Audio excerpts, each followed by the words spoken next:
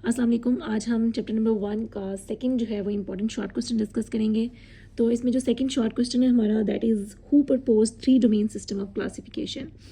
तो इसका वैसे तो जो मेन डिटेल है वो मैं लेक्चर के अंदर डिस्कस कर चुकी हूँ, तो बेसिक सा यहाँ पे आपको आंसर बता देती हूँ कि 1990 के अंदर आपके पास अमेरिकन बायोलॉजिस्ट कार्ल वीजे था, ठीक है।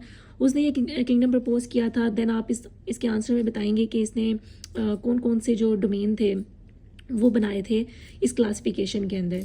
तो कहते हैं कि इसने जो बेसिकली प्रोकैरियोट्स के 2 ग्रुप्स बना दिए थे, बैक्टीरिया और आर्किया, ठीक है। एंड देन इसी बेस के ऊपर उसने 3 फर्दर ग्रुप्स बनाए, यानी आपके पास प्रोकैरियोट्स के अंदर से 2 निकल आए और एक यूकैरियोट्स वाले, ठीक है।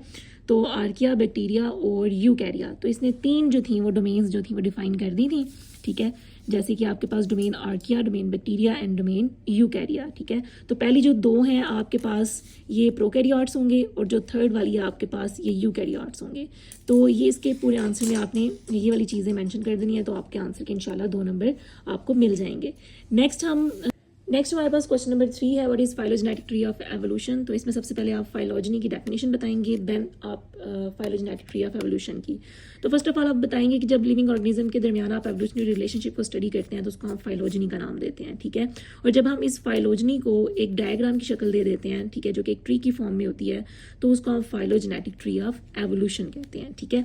जैसे कि आपके पास ये डायग्राम बनी हुई है और 3 जो हैं वो हमने इसमें डोमेन्स दिखाई हैं इस एवोल्यूशनरी ट्री के अंदर। एक हमने डोमेन बैक्टीरिया दिखाई है, then domain eukarya and then domain archaea and then domain eukarya. तो यहाँ पे आपने जहन में रखना है कि आपके पास ये जो लाइंस हैं ये बहुत मैटर करती हैं। देखें, आपके पास पहले बैक्टीरिया इवॉल्व हुआ सेम कॉमन एंसेस्टर से, देन आपके पास वहाँ से आर्किया जो है वो इवॉल्व हुआ एंड देन आपके पास आर्किया से ही डोमेन यूकैरिया के ऑर्गेनिज्म जो है ये इवॉल्व हुए, ठीक है। नीचे आप बताएंगे भी कि ये जो तीनों डोमेन्स हैं इनका कॉमन एंसेस्टर होता है, ठीक है। ये यानी ट्री क्या शो कर रहा है उसकी आपने एक्सप्लेनेशन बतानी है कि ये तीनों डोमेन्स जो हैं इनका एंसेस्टर जो है वो कॉमन है, ठीक है। देन आप बताएंगे कि जो मॉलिक्यूलर एविडेंस है वो हमें सजेस्ट करते हैं कि जो यूकैरिया जो डोमेन है ये आपके पास आर्किया से जो है वो स्प्लिट हुई है, ठीक हो गया। यानी आपके पास पहले आर्किया बने एंड देन इसी से स्प्लिट होकर आपके पास यूकैरिया बन गए। तो आर्किया की ज़्यादा एवोल्यूशनरी रिजेम्बलेंस है with the eukarya as compare to bacteria. So यही वजह थी कि कार्ल वीजे ने मोनरा किंगडम यानी प्रोकैरियोटिक किंगडम में से आर्किया बैक्टीरिया को निकाल के एक लैदा जो है वो ग्रुप बना दिया, क्योंकि आपके पास आर्किया की सिमिलैरिटी जो थी वो यूकैरिया से ज़्यादा थी, ठीक हो गया। तो उसके आंसर में आप ये चीज़ मेंशन कर देंगे तो आपके पूरे इंशाल्लाह 2 मार्क्स आ जाएंगे।